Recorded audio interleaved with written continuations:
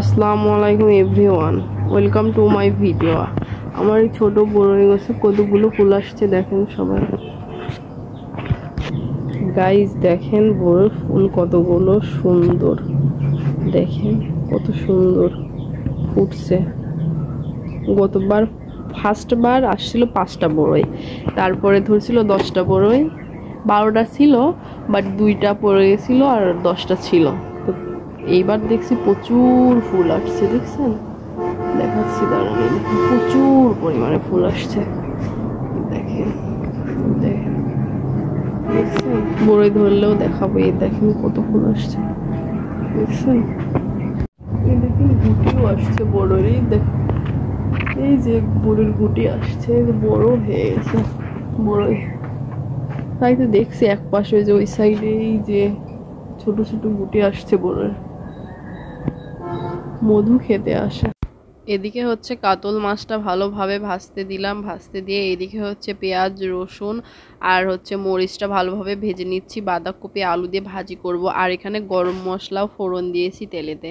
তারপরে এই তো আমার কাছে বাঁধাকপিটা গরম মশলা দিয়ে একটু ভাজি করলে খুব ভালো লাগে খেতে। গরম মশলা ফোড়ন দিয়েছি তেলে দিয়ে, এই তো ভাজিটা দিয়ে দিলাম, হলুদ লবণ দিয়ে এটাকে ভেজে নেব ভালো করে। এইদিকে মাছগুলো হয়ে গেছে, ভালোভাবে উল্টিয়ে দেব। উল্টিয়ে দেওয়ার পরে ভাজা হয়ে গেছে এই তো মাছ। তারপর এদিকে ভাজিটা লেগে যাচ্ছিল, আবার নেড়ে চেড়ে দিলাম।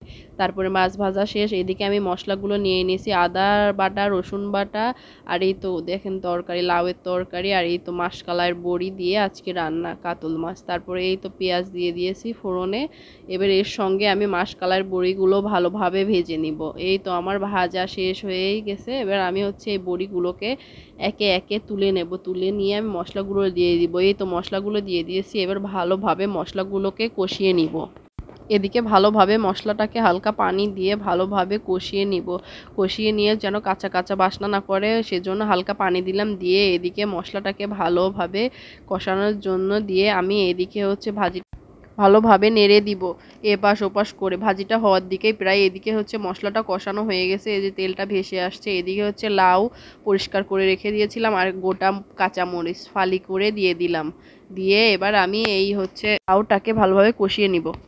এই তো এপাশ ওপাশ করে ভালোভাবে মশলাটাকে মাখিয়ে নেব। মাখিয়ে লাউটার ভিতর থেকেই কিছুটা পানি আসবে, আর কিছুটা পানি দিয়ে আমি ভালোভাবে এই তো নিচে যেন পুড়ে না যায় ভালোভাবে নেড়ে দিচ্ছি। আর এইদিকে হচ্ছে ভাজিটাকে আমি আর একবার নাড়াচাড়া করে দিলাম ভালোভাবে।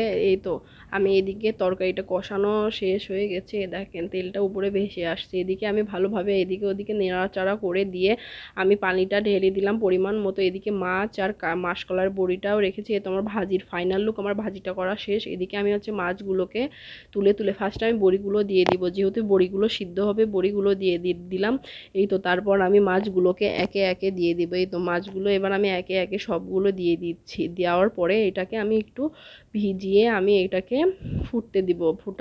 এই তো তরকারিটা ফুটে আসছে, আমি মাছগুলোকে ভালোভাবে ভিজিয়ে নিলাম আর একটু নেড়ে দিলাম। এই তো তরকারিটা ফুটে আসছে। আমার ভিডিওটি ভালো লাগলে সবাই কমেন্ট করে জানাবেন, ফলো করবেন পরের ভিডিও দেখার জন্য। এই তো আমার রান্নাটা শেষ। সবাই ভালো থাকবেন, সুস্থ থাকবেন। এই তো এই গরমে রান্না করতে এসে আমার পুরোই নাজেহাল অবস্থা। এই তো আমার তরকারির ফাইনাল লুক।